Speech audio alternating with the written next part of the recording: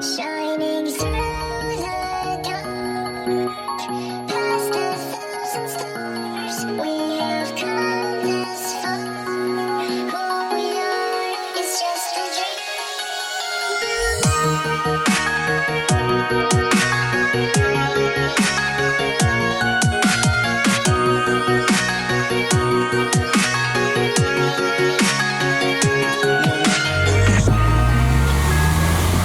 The Mitsubishi Lancer Evo. Now, when you say Evo to a normal person, I'm not sure what they would think of. But myself, being an automotive enthusiast, when someone says Evolution or Evo, the very first thing that comes to my mind is the Mitsubishi Lancer Evolution. This is the last generation of Lancer Evo that we are behind the wheel of, the Evo 10. First things first, on the outside of the car, the lines and general shape of this car are extremely aggressive, very sharp lines. Honestly, I prefer the look of the Evo 9 a little bit more, but they are very similar in overall size and shape. They're kind of a little bit taller and shorter. It's definitely a sports sedan. It's got the wheelbase, it's got the looks, and if you're just kind of a normal guy driving around, I mean, even the Evo probably doesn't get a second look.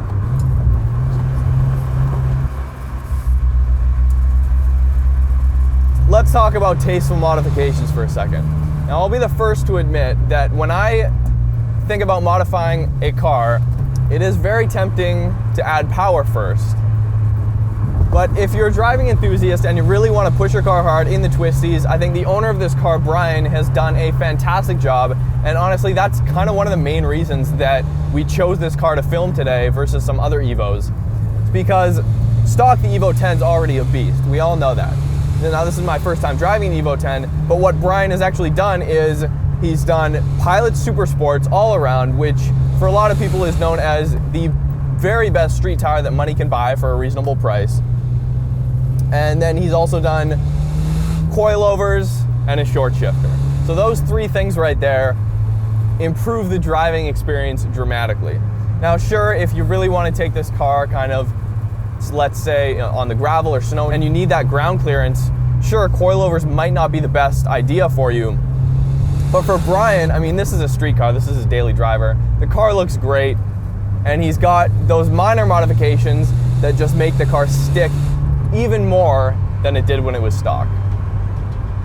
So now that we're just cruising here, we can take a second and look at the interior of the Evo 10. Now, having just driven a Evo 9 a few weeks ago, I must say the Evo 9's interior is actually a little bit nicer than this car. So looking around, honestly, it's what you would expect from any other Mitsubishi. You know, when you get in some other performance cars, let's say you step from a base 3 series to an M, you are gonna get a noticeable bump in the interior quality, the materials, and just the overall vibe when you step in the car. The Evo isn't really like that, to be honest. I mean, there's this plastic, it looks cheap. These dials are very generic, just kind of something you would see in your everyday Subaru or Mitsubishi, GM products. It kind of all looks the same. It is very simple, and I think what Mitsubishi is going for here is functionality, and on that note, they've definitely nailed it. I mean, this is a driver's car, a focused driver's car with the ability to carry 5 people. They've nailed that, but in terms of being a really nice place to sit in traffic on a day-to-day basis, I can't say that I'm very impressed. I do, however, think the driver-focused aspects of the interior are definitely really nice. Now, this being an Evo, it does have these absolutely phenomenal Recaros in here. I mean, every time I get into a car, whether the Recaros are stock or aftermarket, there's just nothing better in my opinion. I mean, there are other brands out there, but it seems everyone just kind of goes for Recaros, and that's basically the industry standard, whether it be for a stock performance car like this or an aftermarket seat option. I mean, they're just really great. I'm a cloth seat kind of guy versus leather, and the Evo is definitely a comfortable car in that way. I mean, you do get what you pay for. Basically, all your money when you're buying an Evo is going into the engine and the drivetrain. Now, in terms of power, probably got about 270, 280 to the wheels right now.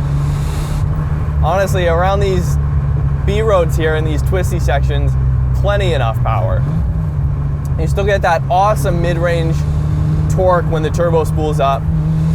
Sure, the power band does actually feel like it dies down a little bit at the end of the power band there. It would be really interesting to look at a dyno graph and see if the power actually does drop off or it basically just flattens out.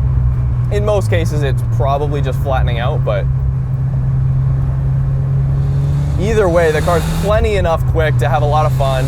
It pulls hard. I'm actually really surprised with the stock exhaust as well. It's definitely bassy enough. You get some feedback. It's not really droney. You're getting actually a lot more noise from the engine, which is good, in my opinion. When you roll down the windows, you hear a little bit of blow off, you hear the turbo spool up, intake. It's a really cool experience, and you can sense the car is working hard for you. It's really pushing all these things around. There's a lot of moving parts involved in this car, and a lot of research and development in making this one of the best driving sports sedans out there in terms of lap times, in terms of driver inputs. And I mean, honestly, it's very disappointing to see Mitsubishi end the Evo. That's really all they have, or that's really all they had. The Eclipse, the last few generations were just completely terrible and ugly, in my opinion, of course. But I think this car looks great. I think, honestly, it's a great send-off for the brand. I think it's a great send-off for this legacy, so to speak, of the Evolution. I mean, Mitsubishi was making this car for a very long time before they discontinued it with this model. Now, in terms of steering feel's great. I would like it to be a little bit heavier when you get into the corners, but in terms of being direct, honestly, the Evo 5 I drove, the Evo 9 I drove, and this car, probably some of the tightest steering racks I've ever felt. And when you're going in twisties like that, that is one of the best characteristics to have in a driver's car. You're not taking your hands off the wheel. It's very, I wouldn't say twitchy, but you can really dart it around without much problem.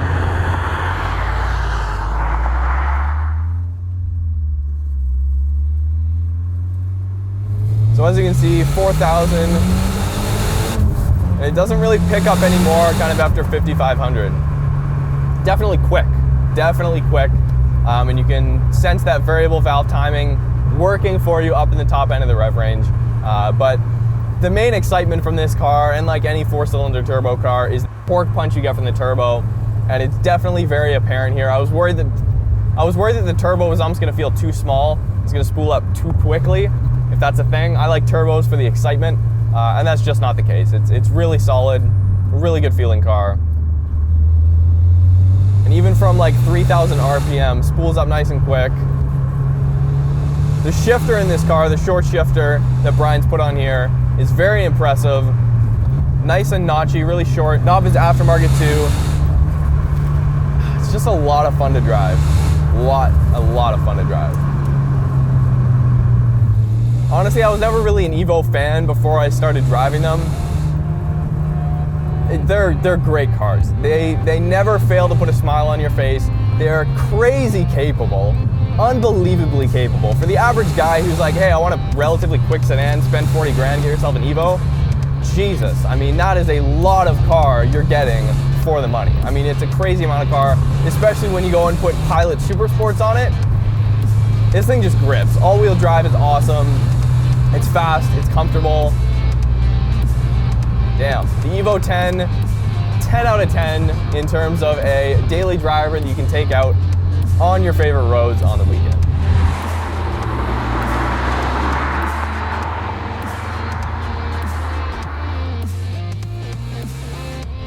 Hope you guys enjoyed the video. As always, make sure to subscribe, tell your friends about the channel. Go like us on Facebook, Instagram, and Twitter. Check out roadsandtraveled.net where you can find all stuff Roads Untraveled, as well as, come on you guys, listen to the Roads Untraveled podcast every Wednesday on iTunes, Shout Engine, Stitcher, and wherever you get your podcast. We'll see you next time.